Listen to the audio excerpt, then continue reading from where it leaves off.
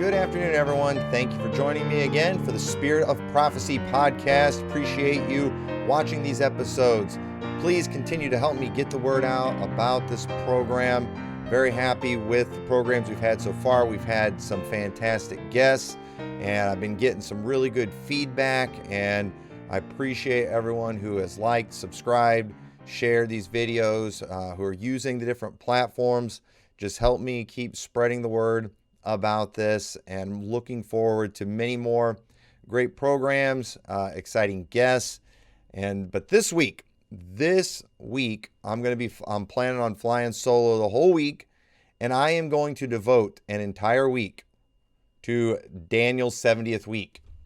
You see the chart behind me right there. Daniel's 70th week is what this program is going to be all about for the next week.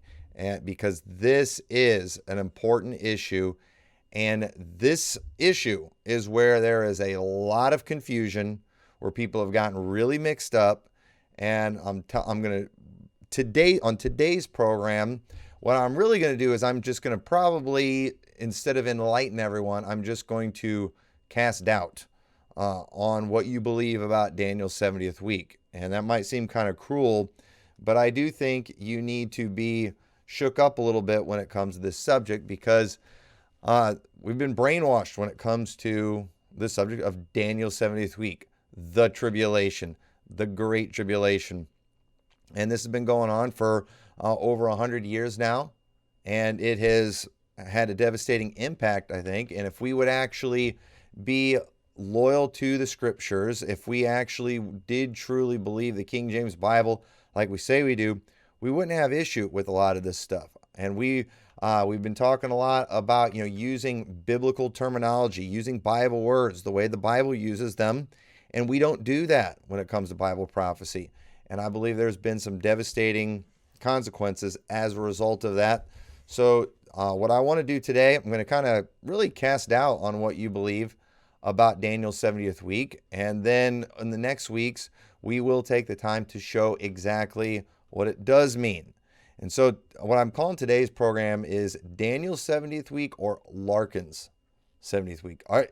Do you believe in Daniel's 70th week or Larkin's 70th week? Because most of what is associated with Daniel's 70th week is in reality things that are associated with Larkin's 70th week, the things that he wrote that were all going to take place in the 70th week. So let's go ahead and take a closer look at this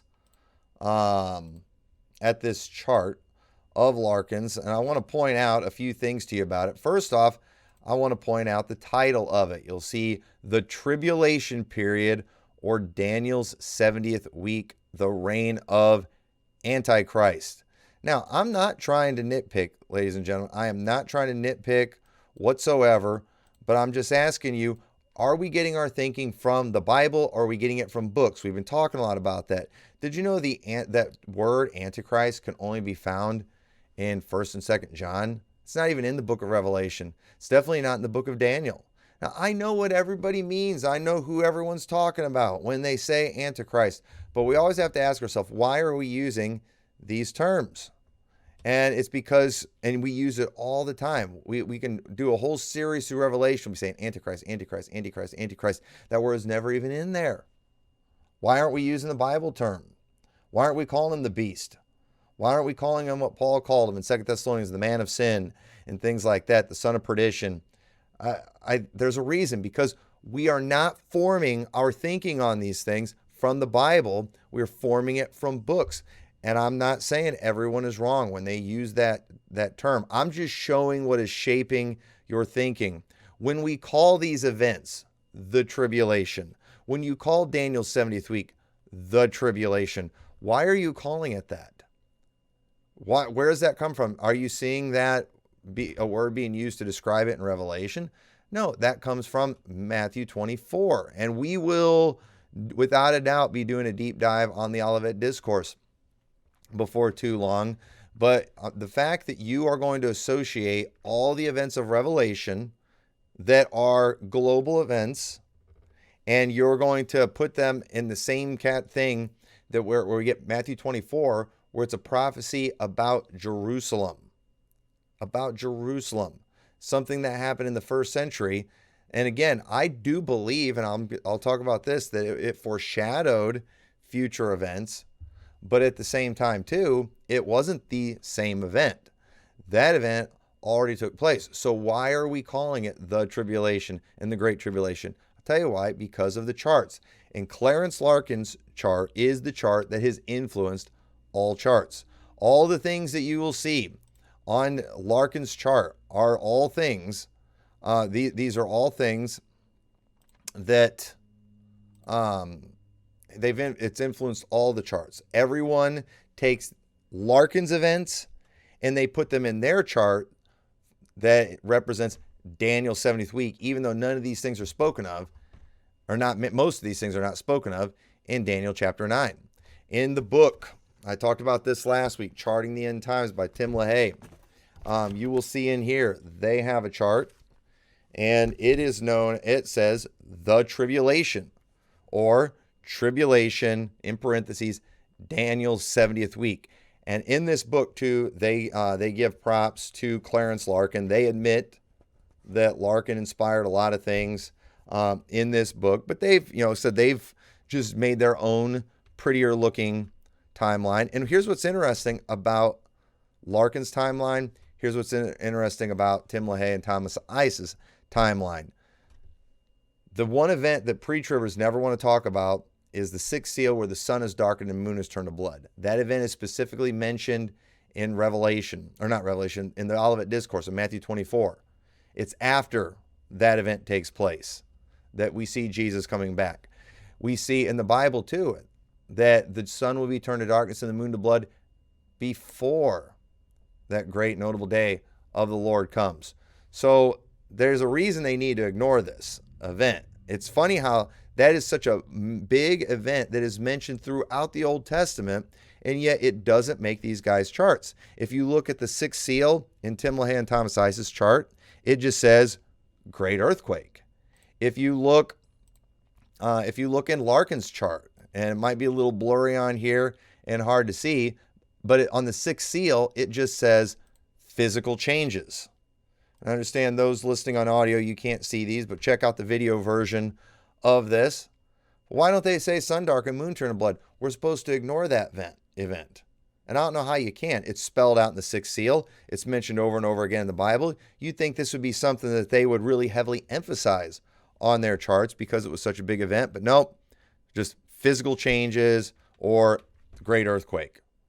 So there's certain things they need to keep vague on purpose.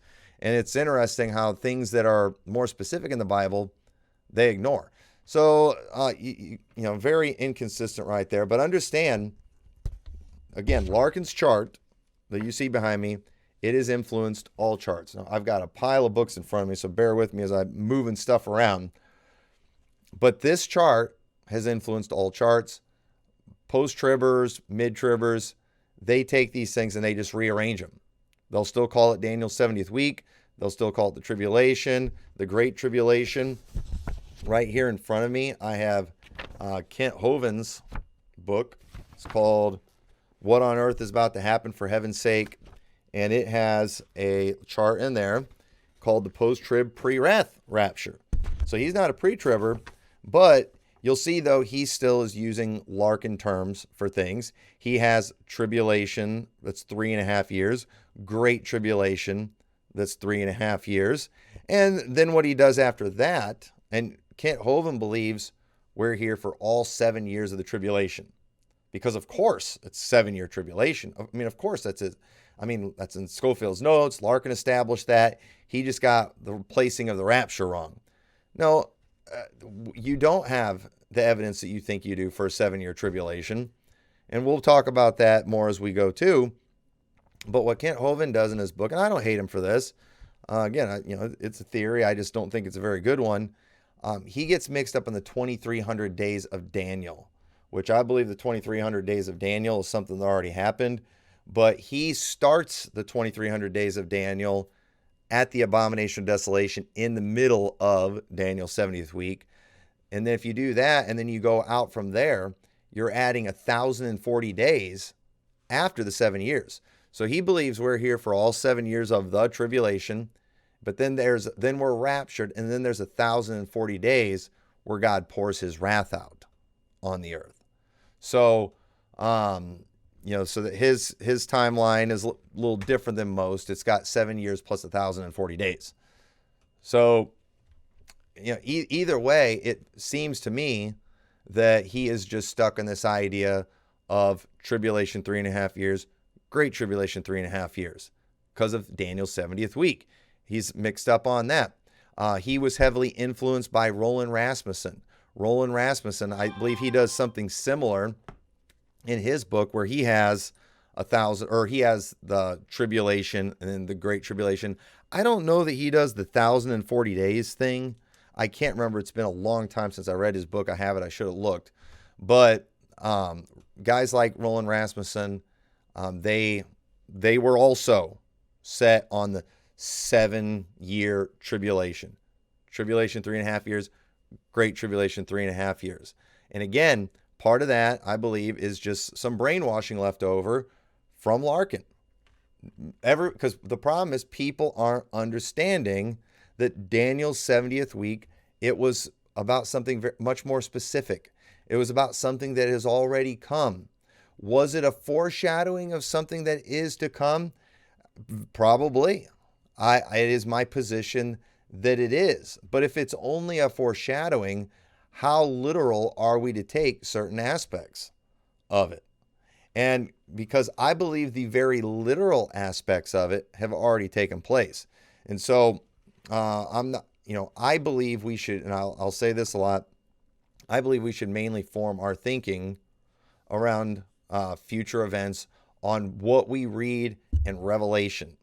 I believe that's very important, and we'll talk more about that too as we go, because there's a lot we need to cover on Daniel's 70th week. But what I mainly want to do today is I just want to show you that this thinking of Daniel's 70th week being the 7-year tribulation that is still to come is something that I believe was made big by Larkin. I'm sure he didn't invent it, but he probably made it big. It typically, the way things go historically, whenever there's a new movement of some teaching, it usually starts with a smaller guy, but then a big name gets a hold of it, and then they run with it and they make it popular. For example, the blood moons craze that happened a few years back. Everybody associates that with John Hagee, and rightfully so. But he didn't come up with it. There was another individual, I don't even remember his name, because nobody knew who he was. Not many people still know who he is. But he's the one that came up with that nonsense. And then John Hagee got a hold of it, and he wrote a book, and he made it big because he was a big name. Larkin probably did the same thing. He probably stole this from somebody, and he made it big. Schofield helped get it, a lot of these things, in the minds of people. But these were not common theories. These were not the common ways people looked at things back in the day. If we go pre-Larkin, people had a very different view of Daniel's 70th week. And it is a view that definitely aligns a lot more with what I believe. And so I want to talk about some examples of this. The first one that I want to mention to you, this was probably the first time I had seen it, but I saw this a long time ago. I kind of just discounted it and wrote it off, and I thought, well, he didn't know what he was talking about, but later was challenged and revisited. But this is a book, The Annals of the World, by James Ussher. This was written in the 1600s, and it has a whole timeline from the creation all the way up to 70 AD is where he ends. And when he gets to the ministry of Christ, this is what it says in the book. It says, the first Passover of the ministry of Christ, from which the first year of the 70th and last week of Daniel begins, in which the covenant is confirmed with many. And he uses Daniel 9:27, and he also uses Matthew 26 and verse 28, where Jesus says, for this is my blood of the New Testament, which is shed for many for the remission of sins. And I'm telling you, before Larkin, and even many people after Larkin, most people believed that the confirming of the covenant, the 70th week, started with Jesus in his ministry. And there is a lot of examples of this. Now, what I'm going to do right now, I'm going to use some examples from the book, Which One is Right by Pastor Matt First. I guarantee you we'll be having him on the program at some point. He's somebody who has a lot that he can contribute when it comes to this subject. I've done previous discussions with him about this on my other channel that you can go find. And I believe there's even links to them if you look up prophecy discussions on my Spirit of Liberty YouTube channel. You can find them where we talk a lot about this. But I'm going to read some portions from his book where he gives many examples of people who taught correctly about Daniel's 70th week, showing it was something that had already happened. Now, these things do not prove anything. Okay? And I fully intend, probably on tomorrow's episode, where I'm going to go through the Bible and I'm going to prove it with the Bible. I'm doing this today to just prove you've been brainwashed in your terminology. That things like this chart behind me have influenced you greatly, and they have shaped your thinking in a way that makes it very difficult for you to see the truth in some of these areas. And you're reading these charts into your theology. Whether you're pre-trib, mid-trib, post-trib, you're doing that, and people need to break free from this. When you do, things become much more clear in the scriptures. And we also can understand, too, where we can probably get a little more dogmatic and where we shouldn't. Most people are specializing in being the most dogmatic in the areas of the Bible where it's the most vague. And I think that's a bad idea. So I'm going to read some portions from this book that he refers to. And one thing he does in there, I'm not going to take the time to cover this, but he starts out showing several prominent King James defending independent fundamental Baptists reading this just like Schofield, showing that the covenant confirmer is the Antichrist. The Antichrist. That's always the term, the Antichrist. That term is not used in Daniel, yet when everybody reads Daniel, they're seeing Antichrist rather than seeing Messiah the Prince, which actually is referred to and talked about. But let's read some examples that he gives in this book. For one, the Geneva Bible. In the Geneva Bible, it says, "And he shall confirm the covenant with many for 1 week. And in the midst of the week, he shall cause the sacrifice and oblation to cease. And for the overspreading of abominations, he shall make it desolate, even until the consummation, and that determined shall be poured upon the desolate." And here's some of their notes. It says, "By the preaching of the gospel, he affirmed his promise, first to the Jews and after to the Gentiles. Christ accomplished this by his death and resurrection, meaning that Jerusalem and the sanctuary would be utterly destroyed because of their rebellion against God and their idolatry, or as some read, that the plague will be so great that they will be astonished at them." So the Geneva Bible notes said that this was the Messiah, Jesus Christ. And again, and they recognized too, they actually paid attention to the context of Daniel 9, and they understood that God was judging Jerusalem and God was going to leave their house desolate. They understood what God was doing when he had the temple destroyed. It was judgment on Jerusalem. Jerusalem got their judgment. This was not about future global events. When we go through Daniel 9, it will blow your mind how much people are reading things into that passage when it is a very specific prophecy of coming judgment for Jerusalem. And like many prophecies of judgment in the Old Testament, they also contained messianic prophecies, prophecies of hope. And we definitely see that in Daniel chapter 9. But at the end of the day, Daniel 9 is about the desolations of Jerusalem. That's what it's about. And the writers of the Geneva Bible, they clearly understood that. John Wesley, in his notes, says, "He shall confirm." Christ confirmed the new covenant by the testimony of angels, of John the Baptist, of the wise men, of the saints then living, of Moses and Elias, by his preaching, by signs and wonders, by his holy life, by his resurrection and ascension, by his death and bloodshedding, shall cause the sacrifice to cease. all the Jewish rites and Levitical worship. By his death, he abrogated and put an end to this laborious service forever. And that determined that spirit of slumber which God is determined to pour on the desolate nation till the time draws near when all Israel shall be saved.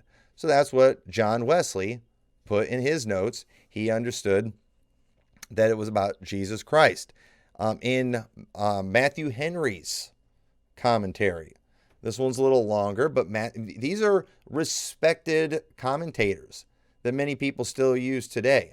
But again, Baptists, they carried around that Scofield Bible, and he had a lot more influence than people who wrote commentaries that were in a separate book that they had to go pull off their shelf and read. They got lazy and they just read Scofield's notes. And when they took an eschatology class in college, they took it out of Larkin's dispensational truth book. But these are not what most people believed historically. So Matthew Henry says, but others think, because it is said that in the midst of the week, that is the last of the 70 weeks, he shall cause the sacrifice and oblation to cease. They end 3 years and a half after the death of Christ. When the Jews, having rejected the gospel, the apostles turned to the Gentiles. And then for verse 6, he says, he must confirm the covenant with many. He shall introduce a new covenant between God and man, a covenant of grace. Since it had become impossible for us to be saved by a covenant of innocence, this covenant he shall confirm by his doctrine and miracles, by his death and resurrection, by the ordinance of baptism and the Lord's Supper, which are the seals of the New Testament, assuring us that God is willing to accept us upon gospel terms. His death made his testament of force and enabled us to claim what is bequeathed by it. He confirmed it to the many, to the common people. The poor were evangelized when the rulers and Pharisees believed not on him. Or he confirmed it with many, with the Gentile world. The New Testament was not like the old confined to the Jewish church, but was committed to all nations. Christ gave his life a ransom for many. He must cause the sacrifice and oblation to cease. By offering himself a sacrifice once for all, he shall put an end to all Levitical sacrifices, shall supersede them and set them aside. When the substance comes, the shadows shall be done away. He caused all the peace offerings to cease when he has made peace by the blood of his cross, and by it confirmed the covenant of peace and reconciliation by the preaching of his gospel to the world, with which the apostles were entrusted. He took men off from expecting remission by the blood of bulls and goats, and so caused the sacrifice and oblation to cease. The apostle in his epistle to the Hebrews shows what a better priesthood, altar, and sacrifice we have now than they had under the law, as a reason why we should hold fast our profession. And we can go on and on. But this is good stuff. This lines up with the Bible. And some people say, well, they kept doing sacrifices after the death of Christ. Yeah, but that was them rejecting the Messiah. Jesus caused them to cease, and he gave a really clear sign when he rent the veil of the temple.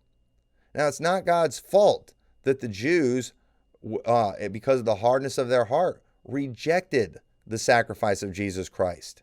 They rebelled, and they went, and as far as I'm concerned, any offering they were doing after that, those were abominations.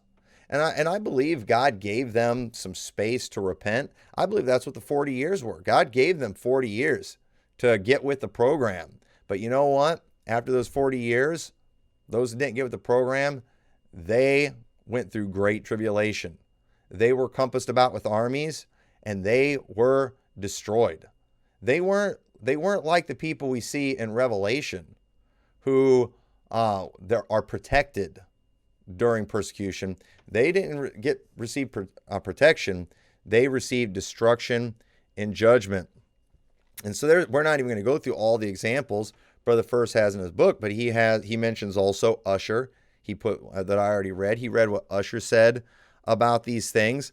Another common book that's pretty popular is Halley's Bible Handbook. And in his, about Daniel 9, the 70 weeks, it says the captivity, which was then drawing to a close, had lasted 70 years. Daniel is here told by the angel that it would yet be 70 weeks till the coming of the Messiah. The 70 weeks is generally understood to mean 70 weeks of years. That is 70 sevens of years, or 7 times 70 years, that is 490 years. As if the angel were saying the captivity has been 70 years, the period between the captivity and the coming of the Messiah will be 7 times that long. 7 and cycles of 7 sometimes have symbolic meanings, yet the actual facts of this prophecy are most amazing as follows. The date from which the 70 weeks was to be counted was the decree to rebuild Jerusalem. There were 3 decrees issued by Persian kings for this purpose, 536 BC, 457, and 444. See under Ezra. The principal one of these was 457. 70 weeks, the 70 weeks is subdivided into 7 weeks, 62 weeks, and 1 week.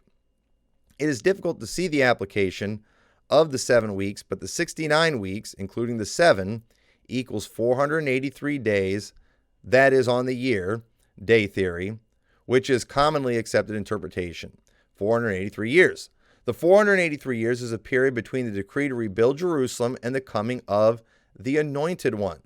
The decree to rebuild Jerusalem, as noted above, was 457, adding 483 years to 457 BC, brings us to AD 26, the very year that Jesus was baptized and began his public ministry.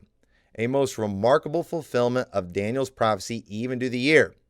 Further, within 3.5 years was Jesus crucified. That is, in the midst of 1 week, the Anointed One was cut off, purged away sin, and brought in everlasting righteousness.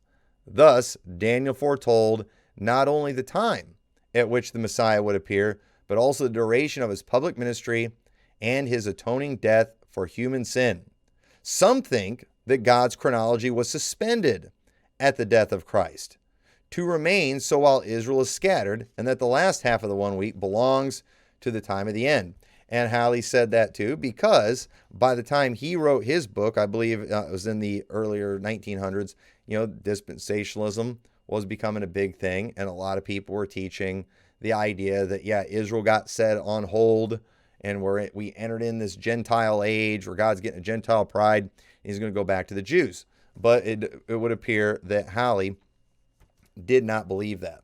So, boy, there's so many examples. It's hard to decide which ones. I do want to give this one final one, just because this one is by a very respected name in the independent fundamental Baptist world. Because people, they get mad at me. They want to act like I'm some kind of heretic for thinking Daniel's 70th week has already come to pass, and that it's about the Messiah and not the Antichrist. And again, if you want to call me a heretic, I can't stop you.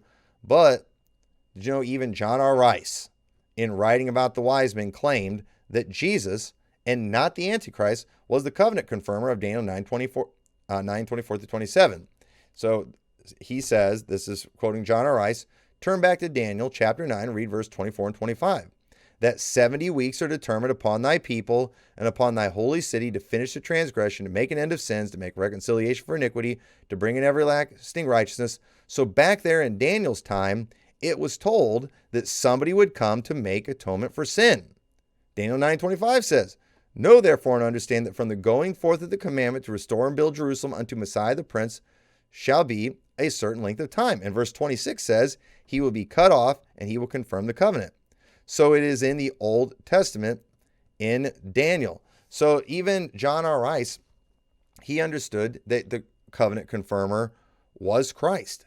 And man, I need to stop with these. I'm gonna do one more. I lied. All right, I'm doing one more because this is another famous name and commentary. But the Treasury of Scripture Knowledge by R.A. Torrey has this to say for Daniel 9:25. The 70 weeks are here divided into 3 periods. 7 weeks or 49 years for the restoration of Jerusalem. 62 weeks or 434 years from 1 week or 7 years to the ministry of John and of Christ himself to the crucifixion.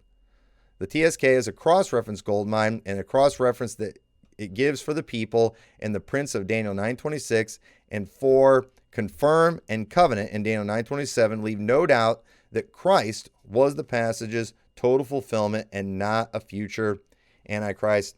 And I'm going to stop there. You know what? I'm going to leave a link in the description for this book. Which one is right? Go read this book. And again, you're going to find out when you go back farther, most people taught it was the Messiah. Larkin has messed people up when it comes to Daniel's 70th week. Daniel's 70th week is about the Messiah confirming that new covenant that Jeremiah wrote of. And Daniel referred to Jeremiah early in Daniel chapter 9. One of the best things you can do to help you understand Daniel 9:24 through 27 is read Daniel 9, verse 1 through 23. And here's another thing. You really want to add something to it to give clarity? Go back and read all the scriptures that he referred to. Read the things in Jeremiah that he referred to. Read the things in Deuteronomy that he referred to. And we will do that this week. We are going to do that this week, and it will become very clear what is being spoken of. And so when you understand that, I get it. It messes up a lot of people's timelines. It messes up a lot of people's charts. That's not what you heard. It's not what you're used to. But there's no denying what the Bible clearly says on this issue. So again, are you out there teaching people about Daniel's 70th week or Larkin's 70th week? If you are talking about Larkin's 70th week, you're going to be talking about global events, not events about the city of Jerusalem. You're going to be talking about the seals. You're going to be talking about the trumpets. You're going to be talking about the vials of God's wrath. You're going to be talking about all those things. You're going to be talking about, you're going to be talking about the Antichrist. You're not going to be talking about Messiah. That's not what we're going to talk about. But if you study the passage itself, if we talk about Daniel's 70th week, we will talk about things concerning Jerusalem. We will talk about judgments coming on Jerusalem. But we will also see what the Messiah did for Jerusalem. The Messiah came, confirmed his covenant, made an end of sins at the cross. And boy, it would be nice if we had some scriptures that told us that that's what, that showed us Jesus doing all those things. Oh, wait, we do have those. And we will look at them later on this week as we do a deep dive on the subject of Daniel's 70th week. I have not, and so this program, we did not go a whole lot into exactly what it means, or I did not take the time to prove what I believe about it. But I took this to just show you and to get you thinking, why do I call the events of Revelation that I believe are in the future Daniel's 70th week? Why am I doing that? These charts that I have, what inspired them? Where did they come from? Are they accurate? Are they based on the scripture, or am I forcing these events into my theology? And I'm afraid that's what many people are doing. So stay tuned with me this week as we talk a lot more about Daniel's 70th week, not Larkin's. God bless you. Thank you for watching this. We'll see you all next time.